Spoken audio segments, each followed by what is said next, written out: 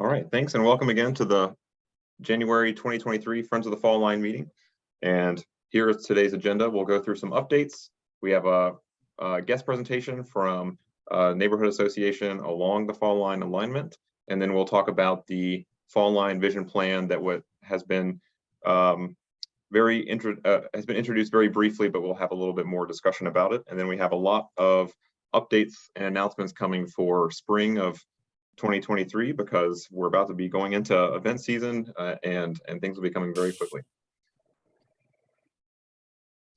For funding updates, the Central Virginia Transportation Authority in October approved $75,000 for a new wayfinding and furnishings plan.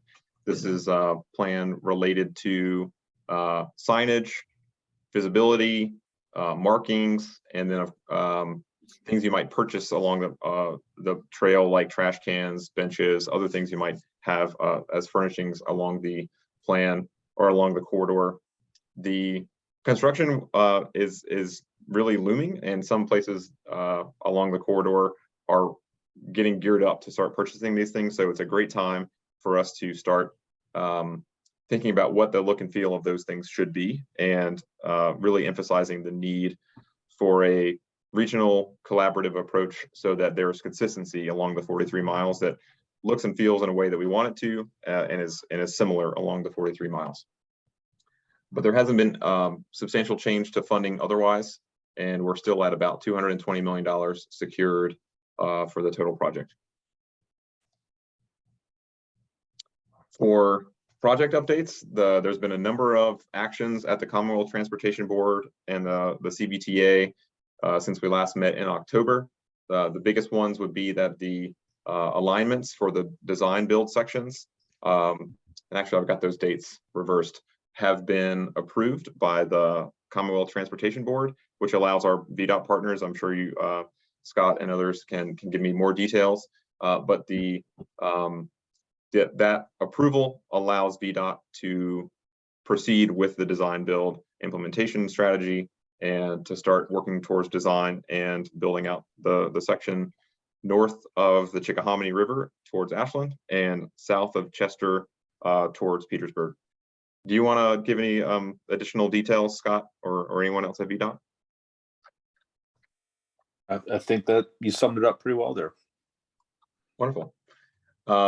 Look forward to seeing, or I should say that the RFP for the northern section is, I think, currently open. It certainly was open a few days ago, and the southern section should be opened towards the middle of this year. But that's a little bit of a typo here. The southern section is not open, the RFP, but will be later this year. Yeah, Brantley, just to give a quick update on that. So the northern section, that's a single phase design build. The RFP went out on December 13th. We are RFP questions are due January 11th. Our VDOT responses, those questions are due on January 25th.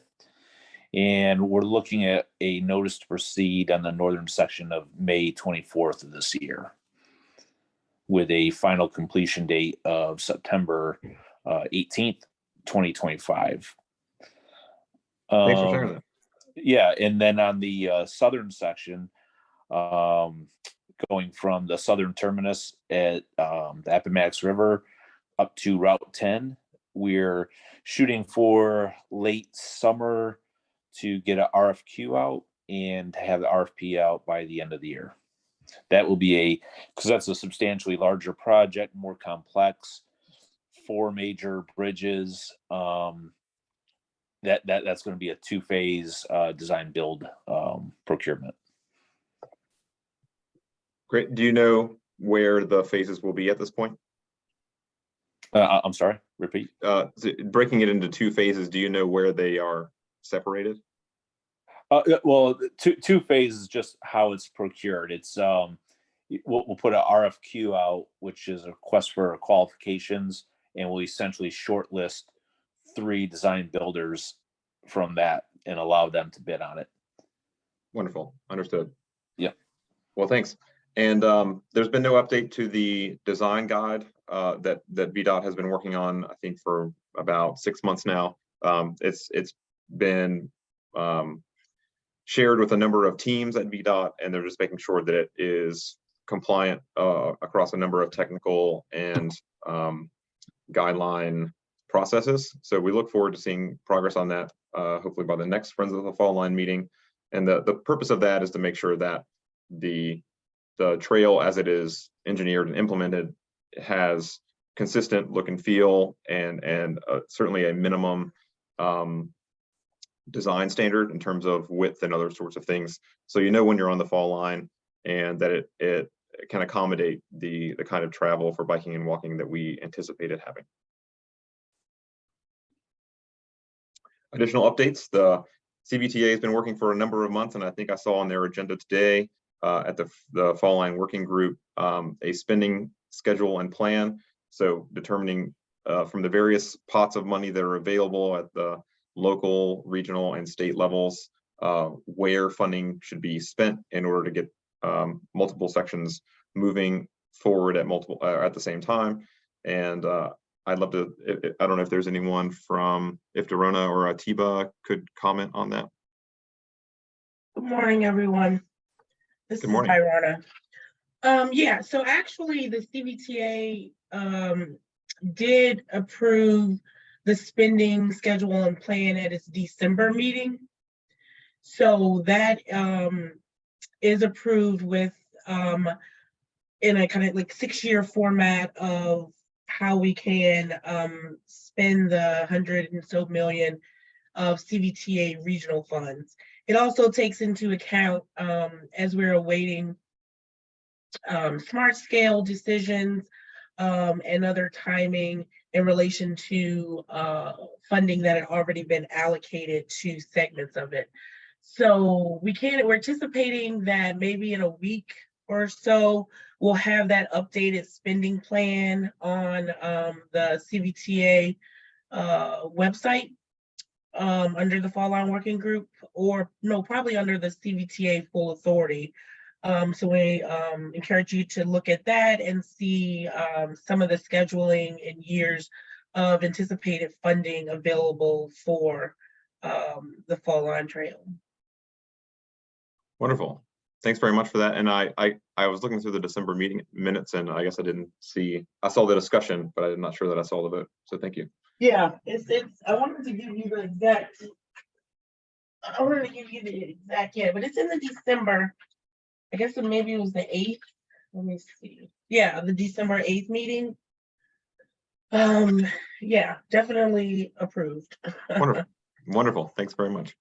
Mm-hmm. And looking towards the state Office of Trails, which was very much the focus that we had this time last year, has been established and has now had 2 positions open, and I think that they are working to make selections for those positions. One is in transportation planning and one is in local assistance. So they work in sort of different departments in VDOT, but do similar or do complementary work towards staffing out the Office of Trails and ultimately implementing or creating and implementing a state trails plan, and then how that would be funded with the what we've been calling $93 million that were appropriated for multi-use trails last year. That includes $79 million in general funds and $14 million in set-asides from federal transportation alternatives. It's a big workload, and it's moving along slowly and steadily. So we look forward to having some new partners at the state to work on those projects, and it looks like they're making progress. It's not totally official yet on starting the actual trails plan as well. It's hard for me to see all of our participants. I know that that Shane was having a little trouble getting in. Is anyone from VDOT comfortable sharing anything more about that? I don't think anyone else from VDOT is on. I know Roy was having trouble getting on here, so. Well, we'll certainly look into those access issues in the future. Sorry, we haven't had that trouble before. No worries. The other sort of state update or two state updates is that VDOT and approved by the Commonwealth Transportation Board has chosen 5 preliminary trail projects to be prioritized out of the $93 million that we discussed. The of those 5, the fall line was not chosen, so it's not currently chosen to be a priority, but it's still fundable. So it's sort of up to us to make sure that it keeps staying top of the pile for the plan and the spending priority. And I know that our local, regional, and state partners are very much aware of that. So we didn't miss anything, but it would have been nice to see the fall line prioritized in that first list of trails. Hey, Elliot, I see you got your hand up. Yeah, so to my understanding, and maybe folks can correct me if I'm wrong. So one of the trails that we work on, the East Coast Greenway, the Tobacco Heritage Trail, got some money, but I think it was like in the tune of 1 to 2 million, and mainly for sort of planning right away. It wasn't like a huge chunk for construction. Is that the same for the other preliminary projects as far as we know? Yep, the CTB appropriated up to 1 million for each of those, and it's really for preliminary scoping and early work. So yeah, you can't build very much for $1 million. We couldn't build much for $1 million 10 years ago. Now we really can't. Got it. Thanks.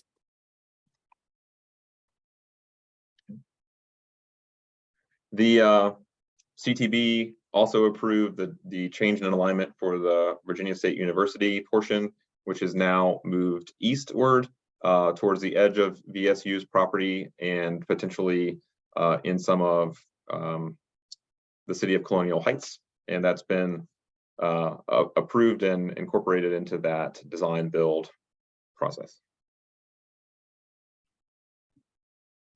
Now for some community engagement updates.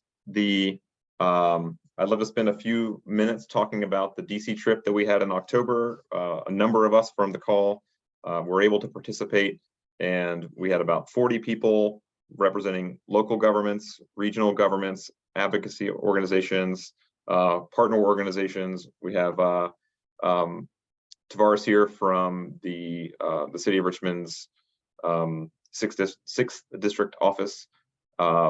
And we had a really awesome day, taking a bus ride up to DC and seeing a number of locations where trails were incorporated into development projects, where trails were updated and modernized to really increase safety and access and sort of the user experience in places that are very popular, and in an effort to not just inspire because of how great, what we were able to see in terms of placemaking and public art and trail access, but also where investments were made and why, what problems we could look forward to, or we could look to the future to anticipate, and how we might be able to solve problems early in the implementation of the fall line, instead of having to fix them at greater cost in the future. So I'll share a couple of pictures here. The first thing we went to in the bottom right was the Wharf in DC, which is a multi-use development, that the largest in a long time in DC, that had put 10 buildings on a 24-acre site, and the other 17 of those 24 acres are biking and walking space, with 80 local restaurants and businesses in that area with street level retail. And one of the big takeaways I think many of us had at that particular location is that they had 1-to-1 parking, where they had, for every car spot, they had 1 bike spot, and they had really high priority in bike access and what people should do once they get to a location by bike. Very, very encouraging to see, very close to a 6,000 person event venue, and you could really see just how popular and highly used that place is. And when you accommodate biking and walking there, you can get more people into a smaller footprint, and seem like a really great success story. Moving on, we've got in the upper picture, we're at the Metropolitan Branch Trail at an amphitheater and park. It's hard to see exactly, but there was a huge public art linear park, you might say, along the Metropolitan Branch Trail. that made this place an exceedingly accommodating and an interesting place to be, with events and local retail and lots of great lessons there. We then went to Bike Arlington. So we left the district and moved to Virginia, and we met with Bike Arlington, which is a government transportation service, and they described their trail network and the things that they do to accommodate trail users. And one of the big takeaways from that was that of all, and I actually highlighted Henry's quote at the last Friends of the Fall Line meeting, that in terms of public safety on the trails, they almost never have any issues related to crime, which is what many people's minds might go to when they think about close proximity to a trail, but instead it's how popular they are and trail conflicts. So they spend much more of their time preventing bike riders and pedestrians from colliding with each other and with cars at intersections than they do with anything related to 911 calls or other things like that, property crime. It was really interesting to see when we were on the WNOD, and I'll show some pictures shortly, just how many local residents had accommodated the trail or access to the trail or visibility of the trail from their homes. So fewer privacy fences and more garden fences, people who had built little bridges to cross a ditch to get to the trail from their backyard, that sort of thing. And it was pretty inspiring to see. We've got some of our stellar Friends of the Fall Line folks here on the call. We saw on the WNOD trail some traffic calming, as well as this is a new intersection that had been redone to minimize trail conflicts at the junction of the WNOD and the Custis Trail. Previously, there had been no circle here, and I think that they had a number of collisions there because of the underpass under I-66. I think that the orderliness and the coordinating of that intersection spoke for itself and as a safety improvement. The bottom picture is I would say brand new bridge in Falls Church that elevates the WNOD over Langston Boulevard, where previously the trail had to cross at grade with intersection of two arterials that had been affectionately known as the intersection of death. Hard to imagine, or not hard to imagine why it got that nickname. So this was we spent some time in this site looking at why it was valuable. We looked at the intersection from above to see what was being avoided, and I think it ended up being about a $10 million renovation or fix to that problem. And it definitely looked like 3 or 4 locations along the fall line alignment that could really benefit from this sort of crossing. The next stop along the WNOD was a trail widening section, and there's actually another one coming, but this is the one that's been completed, where the trail had previously been 10 feet, and much of the trail that we rode on was 10 feet wide. Because of the popularity in this section and the both from bike riders and people walking their dogs and families, there was a need to widen the trail and to break out biking and walking from the pedestrian activity. So there were these signs. It was clearly delineated and well marked, and really was a seamless, high production experience that I think was really easy for people to understand and felt like a nice amenity, definitely an upgrade. So this was in Falls Church, which is in Fairfax County, but Arlington County is working to do a similar version of this. The bottom picture is in a relatively new development in Falls Church, where we met with the director of planning, who talked about the importance of multi-use development around trails and trailside development, and that the trail was not just an amenity to people who lived in Falls Church to be able to get outside to exercise or to have transportation options, but also for people to come to Falls Church for the street level retail there and beyond. And had nothing but great things to say about what the trail access had done, and that in terms of Falls Church really leaning into the WNOD trail and had nothing to say. I actually asked him point blank if there were any safety concerns, and he said he couldn't think of any. So just something to keep in mind. If developed well, implemented well, trail safety does not seem to be a huge concern. Moving on, as we sort of wrap up on the trail, I'd love to hear any testimonials from people who were able to go on the trip. We have 2 more sites as we headed towards Vienna. The first is this Railroad Cottages, which is it's a trail-oriented development for smaller homes, sort of condo or others, or smaller homes in a parcel that would otherwise have been difficult to develop because it doesn't have great road frontage. But essentially the front doors of this community lead to the WNOD trail and have really both solved a planning and development problem, but also created a product that people really want, and something that was really inspiring to see. And you could certainly imagine places along the fall line for new communities like this and other kinds of trail-oriented development. And lastly, we met at a trailside brewery called the Caboose that in Vienna that gets most of its business from its front door, which is on the trail. And its true front door is into an industrial parking lot that I think most people wouldn't actually want to visit. It's really oriented towards people biking and walking along this trail in Vienna. And we were met by State Senator Scott Surivel. Most people know him as the bike senator, at least in this world. And he gave some inspiring comments about riding himself and sort of a vision for more trails across the state. I'm going to pass the microphone to anyone who'd like to share any other thoughts about the trip, or if you had any questions about what we saw along the way.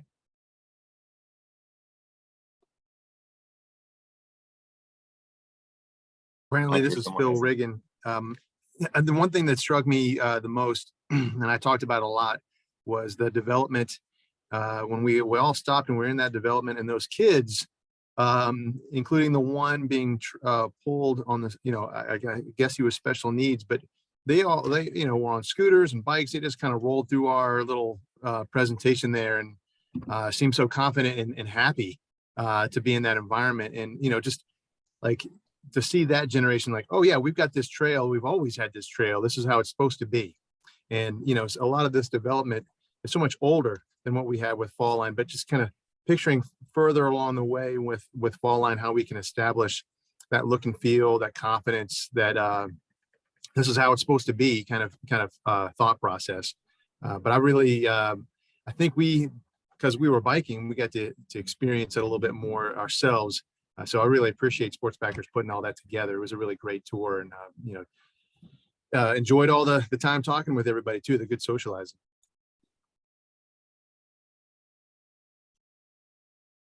Thanks, Phil. Thanks for coming on the trip too. Yeah, and we look forward to future trips. The DC Metro is relatively easy to access for us. So it was a good day to take a bus ride, and we're looking further afield for future trips and inspiration.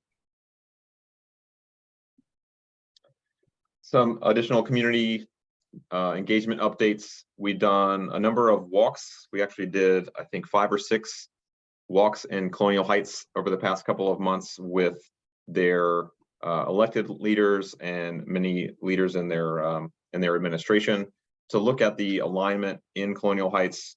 It has its own sort of look and feel than other parts of the trail, and as each locality's alignments have their own unique elements.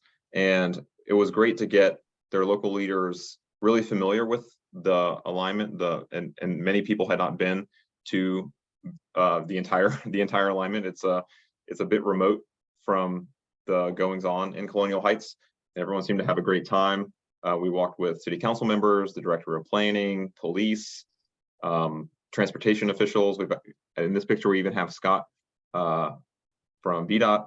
We had planning commissioners, and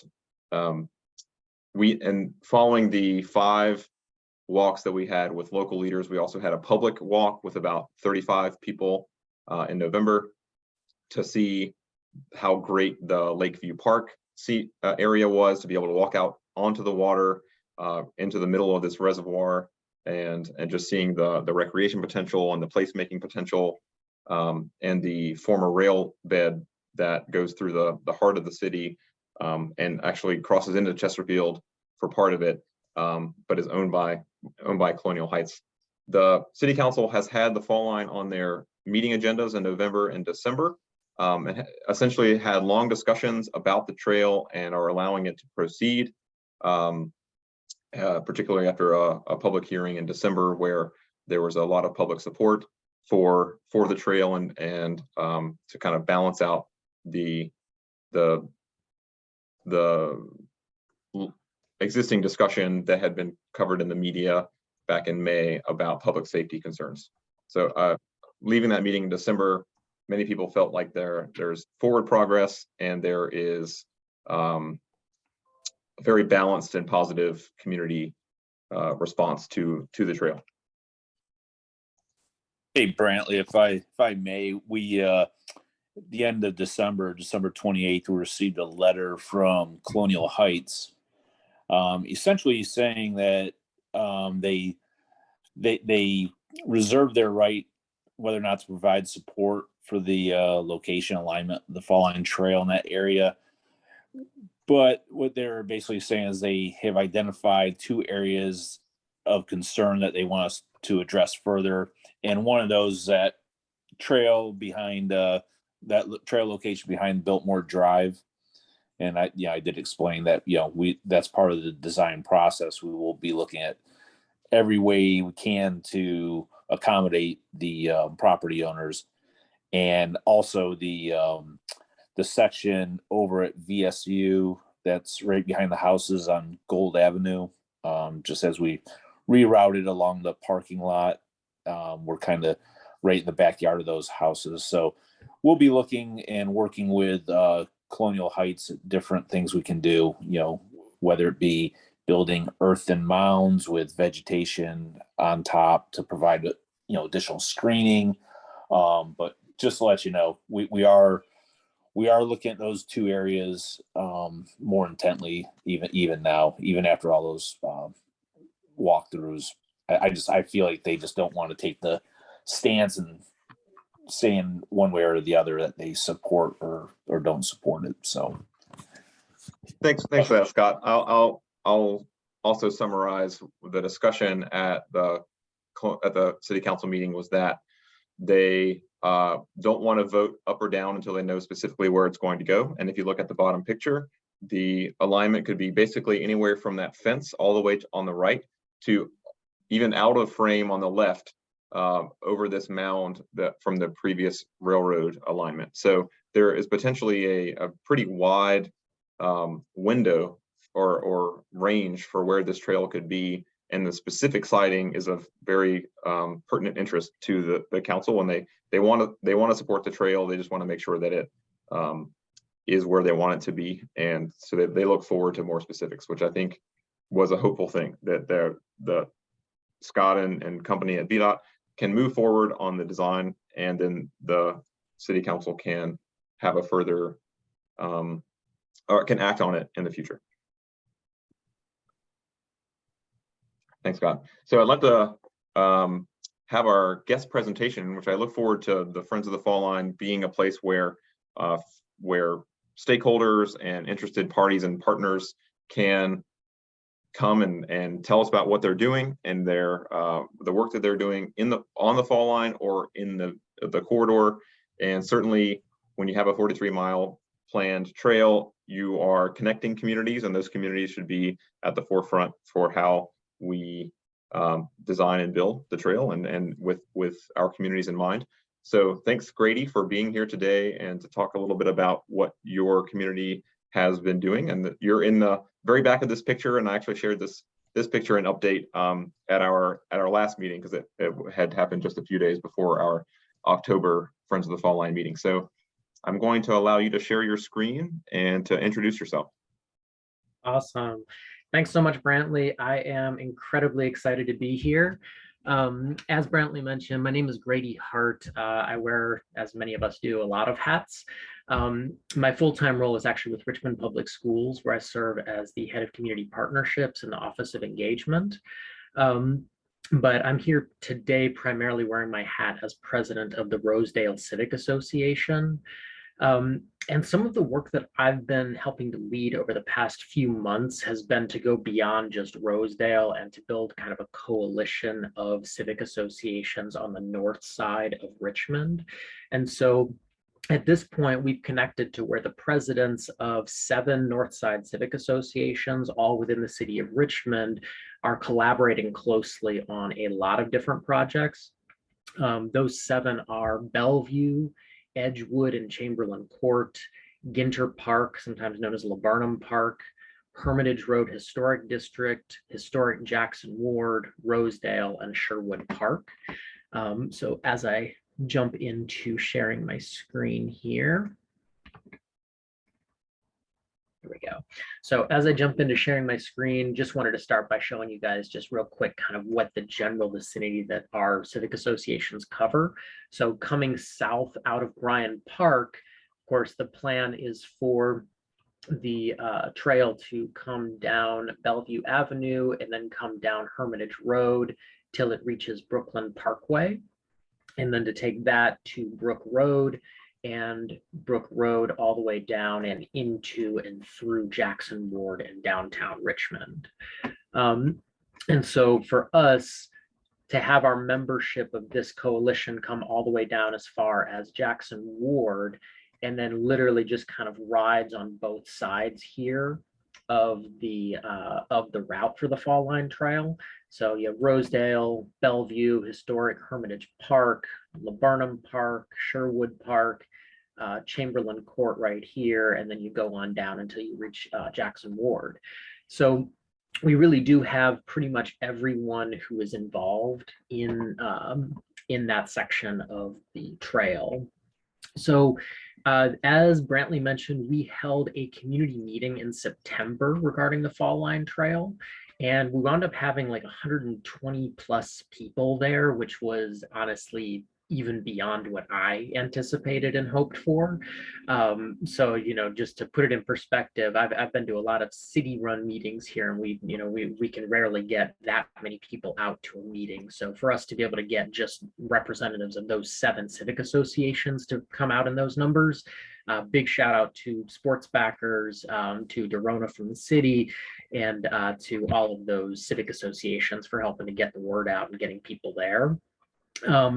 After that, the 7 civic association leaders held a meeting just to kind of talk about next steps and key takeaways. Some of the key takeaways that we took from that were that we wanted additional public engagement opportunities with Fall Line Trail designers, especially I would note in historic Jackson Ward. I think there's just so much going on right now in Jackson Ward that we really need to have a very concerted effort to engage that community. We also are seeking and continue to look for open and transparent outlet for public comment so that people can kind of get their thoughts out there in the public. And I think we're making big moves in that direction. Being here today, I think, is a big part of that. And then we also looked for ways that we could offer up support, you know, like a letter of support to funders to ensure that the city of Richmond is getting their fair share of the funding available at the state level. And then I think the biggest thing that came out of this, and the one that I'm going to focus on most today, is that we wanted to follow up with a survey. And so we released a survey, I believe it was in October by the time that we actually got the survey out. And you can see here that we've got 148 responses to that survey. So again, big shout out to everyone involved in that and to our civic association leadership for really getting the word out so that we can actually have a really representative group. And so just to go through some of the responses here, one of the things that I wanted to point out, so roughly 27% of the responses came from Bellevue, and then close to a quarter each from Ginter Park and Rosedale. And I think that makes sense given that these neighborhoods border major parts of the proposed trail route. that do not have existing protected bike lanes. And so of course, they're going to require a little bit more conversation around how that looks. So we were happy that we got a really high response rate from those communities. As far as designing the trail, don't worry about trying to read all of this. I'll explain it, but wanted to have a little bit of a visual. Essentially, we asked, what are your priorities, right? What do you want us and the trail designers to prioritize above all else as we go through the designing of the trail? And so we listed out 6 areas that would be, what we were thinking is most likely what people would find most important. And the key takeaways are, on the most important end, trail safety features got the most first and second choice votes combined. So that's things like having barriers between pedestrians and bikers, street lights, call boxes, things along those lines. So safety was number 1. And then the number 2 was preserving existing trees. And I know that won't be any surprise to anyone who was at that meeting in September, because that was a very vocal part of what we've heard from folks and continue to hear from folks, is that we want to preserve as many of our existing trees and as much of our existing tree canopy as we possibly can. On the flip side, the areas that had kind of the least importance in our survey results, which could be surprising for some folks, but preserving 2 driving lanes in each direction, especially thinking about Hermitage Road, that was actually really low on the priorities. And so preserving 2 existing driving lanes came in as the lowest. It had the most 6th place votes. Trail signage for local businesses, and then also preserving street parking also was very low. So if you think about some of the things that you typically hear from folks, I was frankly a little bit surprised to see such overwhelming results saying we want to preserve existing trees and ensure safety, but that people were not as concerned about things like street parking and especially having 2 driving lanes in each direction. I think it gives us very clear instruction from the community what route we should take when prioritizing what we want on that section. The other thing that I'll note is a vast majority of respondents, we asked things like what connector or spur trails would be preferable and what things they would like to be able to get to from the main trail. And so especially for our folks at the city who are going to be maybe designing some of the roads that will go off of them, a note that the Diamond District and Scott's Addition in particular were very popular for people to say, hey, we want to make sure that there are connector routes that will get us from the main trail to those sections. So the last part that I'll share briefly is just as far as some of the general feedback that I got. Again, don't worry about trying to read through all of these. As a matter of fact, I'm going to stop sharing my screen because I know that otherwise people will just go straight to reading. But some of the key takeaways that I took from like 100+ different comments. Number 1, and I think this is what I really want to highlight, is ensuring biker and pedestrian safety was by far the number 1 most common theme. And within that theme, some of the key things that I heard were to design safe crossings at major intersections. I think the one that came up the most was Laburnum and Hermitage. Laburnum and Hermitage is that major intersection that literally like 2 weeks ago had the final Confederate statue come down AP Hill. That intersection as it stands is very wonky. It is very wide in all directions. And it has these rounded curves that make it, as one of my colleagues calls it, a speeder's paradise. And so that one came up consistently, especially because it is immediately adjacent to Linwood Holton Elementary School, where we have a lot of students walking to and from school. That is probably the biggest one that I heard individually. Some of the other ones, Westwood and Brooklyn Parkway and Hermitage, which is kind of a wonky 5-way intersection. Brook Road and Chamberlain and Duval, as you get a little bit closer into the Jackson Ward community, those also came up a lot. I'll try to speed through a couple more here, but lower speed limits and infrastructure that makes it difficult to drive dangerously. So things like speed bumps came up consistently. Strongly separating the bike and pedestrian path by raising the path and adding barriers. That was a big thing, which of course, I know that's the plan for this. Post and enforce signage with ticketing to keep drivers from parking and driving in the bike lanes also came up consistently. So these are all things under the banner of pedestrian and biker safety, which was very clearly the #1 priority across both the quantitative and the qualitative pieces of information we got. To run through a few more themes that I heard from the open comments: respecting existing trees, historic architecture and neighborhood character, and private property. Adding connector trails. So as I mentioned, especially the Diamond District and Scott's Addition, people talked a lot about being able to get to those from the main trail. It was also brought up GRTC stops, so bus stops, as well as the Amtrak station, neither of which are real far off from the main trail, so having spur trails there. Ensuring car traffic continues to flow smoothly. So even if there are lane reductions, just making sure that that works. Maintaining the trail and some amenities, providing additional opportunities for community input was a big theme, coordinating the trail with other efforts. So the Diamond District, Reconnect Jackson Ward, things like that. And a few comments I want to note did also take issue with the route of the trail and propose considering alternatives.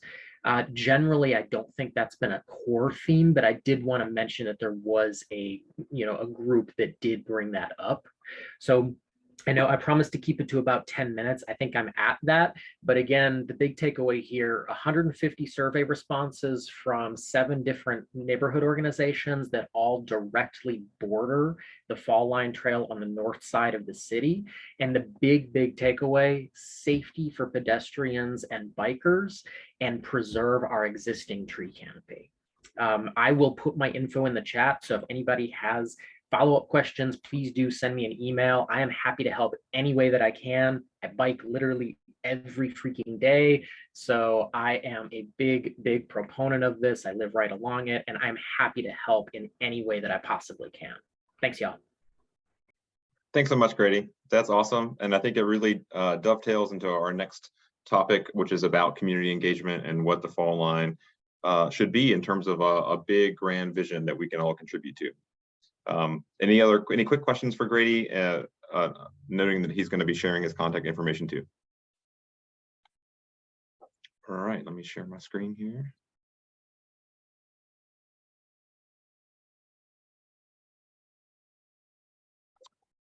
One last thing in terms, I think so the last slide for community engagement update is as it relates to that northern section of the design build. There was a public hearing in November for that in advance of it being approved by the Commonwealth Transportation Board. So moving on, I'd love to give an overview of what I've mentioned before in terms of the Fall Line vision plan and where we're going with adding structure and kind of a big approach to community engagement. You can imagine that over the past couple of years, as people learn about the Fall Line, either through news coverage or through engagement with us, a lot of ideas come up. When you have 130 people at a Holton Elementary School, everyone's got something to share, and it's great for local efforts to survey and to engage folks to have local visions about what the Fall Line should look like in that community. And we should take that model to a much bigger approach so that the whole 43 miles is covered with that kind of intentionality and structure, that we can be clear and transparent about what that structure is, and that we can communicate from our vantage that the Fall Line is not just a ribbon of pavement, but it's really this amenity that can help shape this whole corridor and bring many stakeholder and partner efforts along the way, so that when the Fall Line is completed, there are also a lot of other great things along the way. And I think the concept and the vision is potentially very big, and really will be the best it can be by being informed by the community and allowing us to to present an idea that's bigger than any small focus group could figure out. And I've got John, if you'd like to jump in at any moment, please do. Let me give a quick update about what the vision plan is so far. So there are a lot of plans already in terms of there's the corridor study, there's the design guide that's underway that's by VDOT. There's a wayfinding and furnishings plan being developed with the Central Virginia Transportation Authority and Plan RVA. So what is the vision plan? The vision plan is essentially the community plan, and the community can be a very large word. Of course, we want to incorporate our localities, our partner organizations, neighborhood groups, corporate and philanthropic supporters, and beyond. And of course, the people in the community who would be close to it, and also who would bike and walk and otherwise use the trail. So the vision plan is about going big with what we're trying to conceptualize in terms of amenities, partnerships, placemaking, and then the fundraising that makes many more a higher production value possible. And the plan itself will be a platform to add structure and sort of a completion date to what the vision should be, so that ideas don't just kind of hang in the air and then drop, but instead they can land somewhere, and we can use this document to get more built along the platform and to bring more people into the fold. So our plan is to launch an RFP for this vision plan Thursday, tomorrow, and in February, select a vendor and get to work. Is there anything you'd like to share, John? Yeah, just, while we're certainly going to have a lot of community engagement, I think ultimately the idea is to have specifics around all the different amenities and where the jurisdictions would like to see them. And so if someone has an idea for some crazy amenity that no jurisdiction wants to have, then we don't really want it in the plan. But if it's something that, is specifically wanted along the corridor, then yeah, let's get it in there and let's have some more information, so that this kind of provides a roadmap. If you would, the corridor study provided a roadmap for how we move forward with getting funding for transportation grants to be able to build the trail. The idea with this vision plan is that we get the details enough down for all the amenities along the trail that we can move forward with securing funding for those that would be non-transportation sources. So ultimately, all this engagement and outreach has a purpose, and that is to come up with these placemaking additional amenities that really make the trail special, and that it's not left to something we work on once the trail's finished, that we go ahead and start now while the trail's under construction, and can have ongoing fundraising and securing grants from all sorts of different sources to get these things built. Excellent. And so when we talk about going big on vision, I think part of what we want to make sure we do is we avoid a scenario where we build a ribbon of asphalt, but we neglect, or we sort of forget that we could also, as we're changing a built environment, that we could put trees here, or we could put shade here, or there's a school right off the trail alignment. We should totally build that connector early on, that sort of thing. And having the stakeholder, locality, and community engagement to kind of build out that full list. We don't know exactly everything we're working with yet. We need to kind of work from the biggest picture and then find out what is feasible and we can start fundraising for. So I also think it's important to think that the fall line has the potential to be world-class, top of its class kind of trail that could have in portions along the corridor really high investment in user experience and production value. And so these are examples that we saw in the DC trip, where a bridge was built over Langston Boulevard, or a trail was widened along the W&OD trail. we should expect and anticipate that the fall line will be as popular as the WNOD, and we should be thinking about what those sort of what we might think of are nice to haves are actually very important to have elements for a trail. What are the big cool world-class things that we could have? And I'll share some examples from other places that are not our specific recommendations here, but just examples of going a little bit bigger and what we might be able to leverage from a fundraising standpoint when bringing in philanthropic or other fundraising opportunities. Things like the Hover Ring in Europe, which is this giant bike interchange. It's elevated over a roadway, or the Silicon Crossing in Portland, which is bike and pedestrian only plus transit bridge over the river with great wayfinding and placemaking. The Silicon Crossing actually has like a mood ring of light that illuminates it at night. It's colorful but unpredictable in what color it will be. You've probably seen the highway in South Korea that has solar covering over it, and you think immediately to the low line of the Virginia Capitol Trail and how the trail under the rail, the elevated rail line there creates a really great experience. Are there things like that that are easy opportunities for the fall line, and where would it make sense for those sorts of things? I have a particular interest in having skate parks along a trail. The Schuylkill River Trail in Philadelphia, and even Falls Church has a trailside skate park that are great. You can just imagine the trail user experience of someone leaving their front door and skating down to the skate park. That's a real thing that we could be building for. We just need to get kind of that concept going, and where should they go? That's an important consideration. So what to expect? As I say, we'll be launching our RFP. We're wrapping up that draft now, and our plan is to launch it tomorrow, and with about a month for vendors to get back to us. We're asking for a lot of stakeholder meetings, so you are encouraged to be engaged with those, both through the Friends of the Fall Line and as they relate to our localities and community, neighborhood, and organizational groups that are along the corridor that can engage in one way or another with the Fall Line.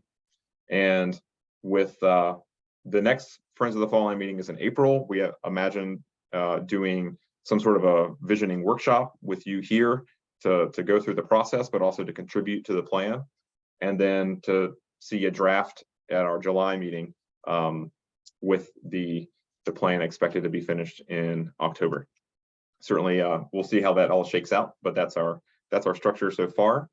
And I think that is it for the vision plan. We've got a couple of minutes if anyone would like to ask any questions or has any comment on what we're doing.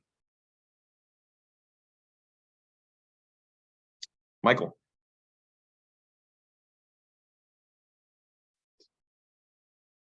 You got your hand up, Michael? Oh, sorry. Is ongoing maintenance of both the trail itself and any of these amenities we're talking about, is that part of this process, or is that a separate conversation? Like who's in charge of what after the fact? That's a great question. I would think that the vision plan is not an ownership plan of the trail. Certainly the conversation can be had, and maintenance is top of mind for many trail partners. I don't think that's going to be the focus of the plan, though I imagine it will come up a lot when engaging stakeholders and our partners.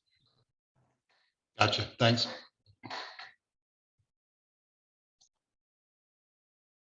Elliot? I saw the site visit to Indianapolis there, but I was also going to say, I mean, relative to the skate park in Philly, that Philadelphia might be a good place to visit as well, potentially.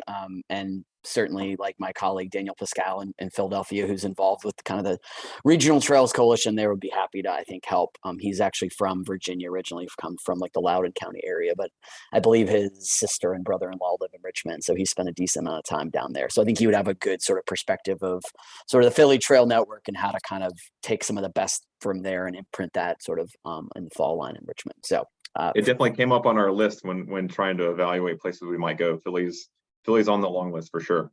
Got it. I have been to the Schuylkill River Trail and that skate park though, so I've seen it at least once. Got it. Cool. Thanks. All right, so I will say that for our sort of upcoming stuff, we plan to have a fall line vision plan info session for few potential applicants on January 11th. It's next Wednesday, to learn about what we're looking for and to hopefully encourage people to apply. And looking forward to what Sports Backers will be doing over the next few months.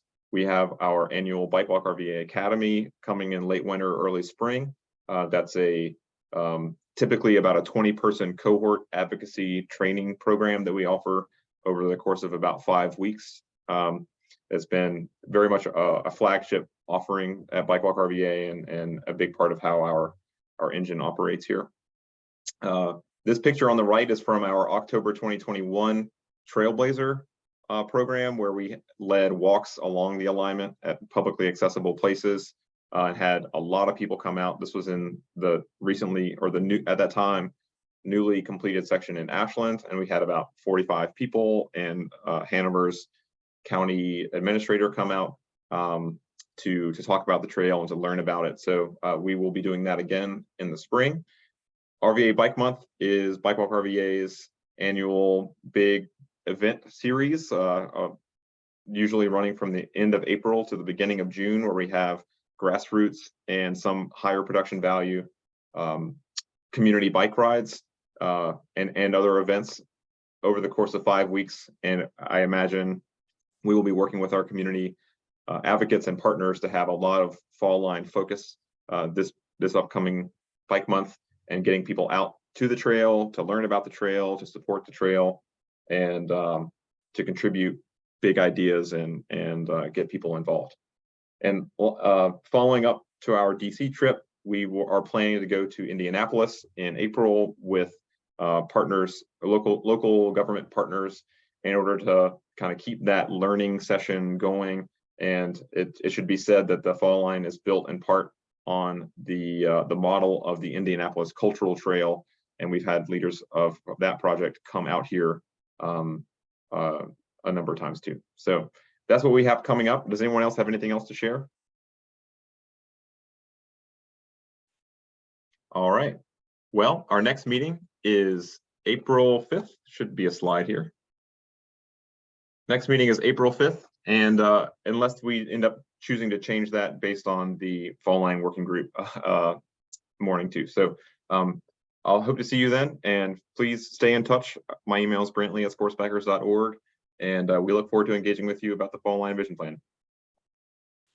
Have a good morning. Thanks, y'all. Appreciate it. Thanks, everyone. Thank you. Great job.